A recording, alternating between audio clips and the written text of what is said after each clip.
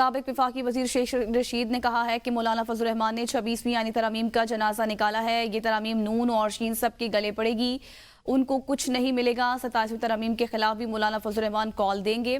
बानी पीटीआई और मौलाना फजल रहमान इज्जत बढ़ाई है, बाकी सब ने अपनी इज्जत पर झाड़ू फेरा है। आर्मी चीफ से फिर कहूंगा कि लोगों को माफी दे दे। गरीब आदमी के लिए अदालतों में आना आसान नहीं। उम्मीद है याहिया आफरीदी मुल्क पे इंसाफ करेंगे। जस्टिस मुनीब और जस्टिस मंसूर अली शाह ने दानिशमंदी का मुजाहरा किया कि जो ख्वाब देख रहे थे सब चकनाचूर हुए। दफा पाकिस्तान की तारीख में कोई आफरीदी चीफ जस्टिस आया है और यही आफरीदी इंशाअल्लाह ताला इस मुल्क में इंसाफ का अलम बुलंद रखेंगे।